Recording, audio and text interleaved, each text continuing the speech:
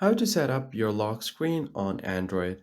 In this tutorial, I'll show you guys how you can do exactly that. So let's just jump right in on how you can set up your lock screen. First thing first, head over to settings menu. And once you are inside settings, you're just going to have to go to the display tab. Usually you'll find the wallpaper style and lock screen settings here, but I don't have it here. So I'm just going to scroll down and here I have my lock screen settings. So I can change the screen lock type from fingerprints pin to something else. You could also turn on to secure your lock screen.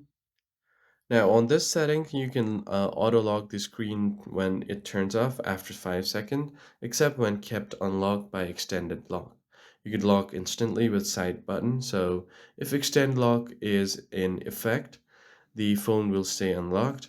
You could do the auto factory reset. So after 20 incorrect attempts to unlock your phone, it will reset to default factory settings and all data will be erased.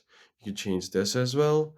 You can show the lockdown options. So display a power button that turns off extended lock, biometric unlocks, and notification on the lock screen.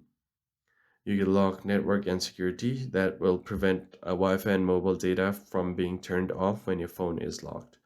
That way, when your phone gets stolen, nothing can be turned off from lock screen. So I can just go ahead and tap on the wallpaper and style option, head over to lock screen, and there are other options to edit the clock as well. So if I tap on the clock settings, there are a lot of options I can choose from. You could also choose to display weather information as well. And on your contact info, you could just enter your contact information as well, something like this that will be displayed here. So if your phone gets lost, people can contact you here. And there are other options like widgets as well. You can add different kind of widgets. Your notification settings, you can see a detailed notification, icon only, and many more. So that's how you set up your lock screen on Android. I hope this tutorial was helpful to you guys, and I'll see you on the next one.